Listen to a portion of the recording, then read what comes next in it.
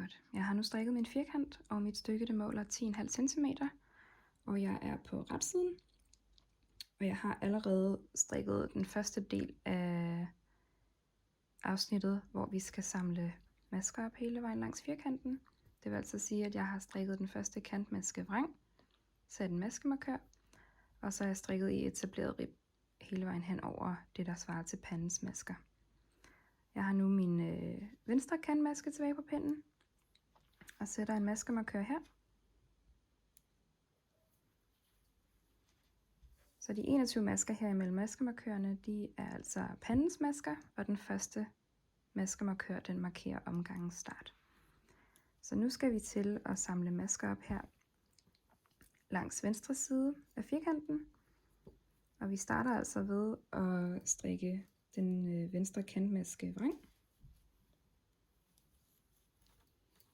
Og så nu hvor at jeg strikker en størrelse 1, så skal jeg samle 16 masker op langs det her stykke. Så det vil jeg gøre nu.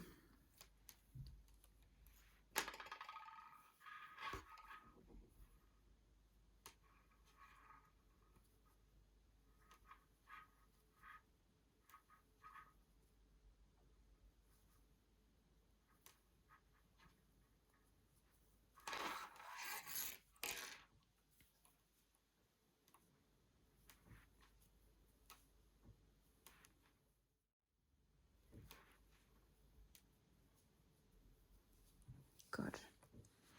Nu har jeg samlet 16 masker op langs stykket her. 1, 2, 3, 4, 5, 6, 7, 8, 9, 10, 11, 12, 13, 14, 15, 16. Og så inkluderet min kantmaske her, så har jeg altså 17 masker langs stykket her. Og det er helt korrekt. Det næste jeg så skal til, det er, at jeg skal samle masker op langs min italienske opslagningskant her, som vi lavede i begyndelsen. Og som jeg også sagde der, så grunden til, at vi lavede den italienske opslagskant på den måde, som vi gjorde det, var for, at vi havde de her løkker, som vi nemt kan samle masker op direkte i. Vi kan faktisk strikke direkte i maskerne, fordi de er, som de er. Så det vil vi gøre. Vi skal samle 21 masker op her. Så det går vi bare i gang med. Og fordi den første maske er en ret maske heroppe, så skal det også være en ret maske hernede. Så vi starter altså med at strikke en ret maske. Så har vi den næste maske her. Det skal så være en vrangmaske. Så den strikker vi vrang. Sådan. Så har vi en ret maske, som vi strikker ret. Og en vrangmaske. Sådan. Og en ret maske. Og en vrangmaske. Og en ret maske. Og en vrangmaske. Sådan fortsætter jeg bare indtil at jeg har strikket 21 masker hen over bunden her.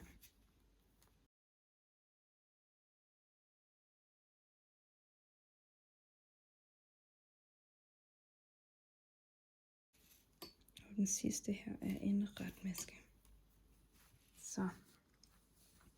Så burde vi have 21 masker her. 1, 2, 3, 4, 5, 6, 7, 8,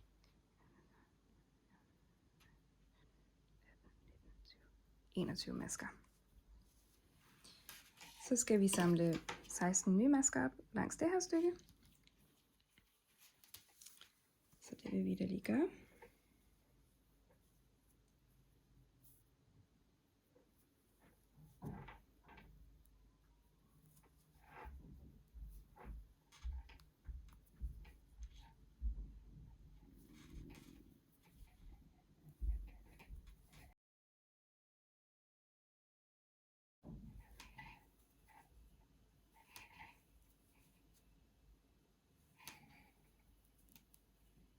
Og 16.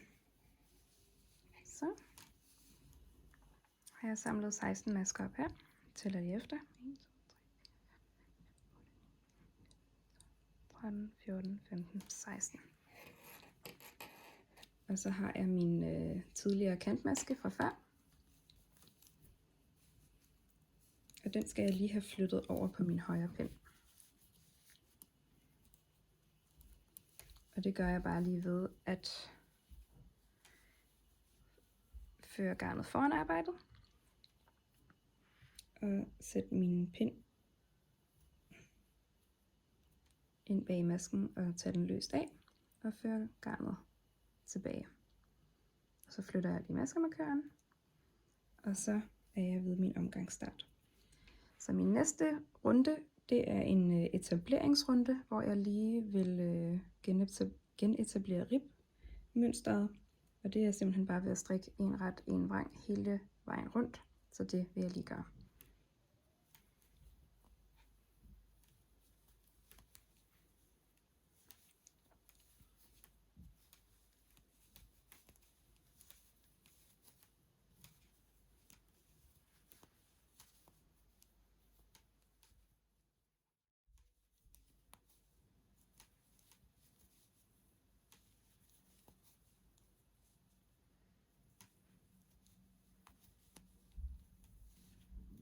Og sådan. Så er jeg nået hele vejen rundt.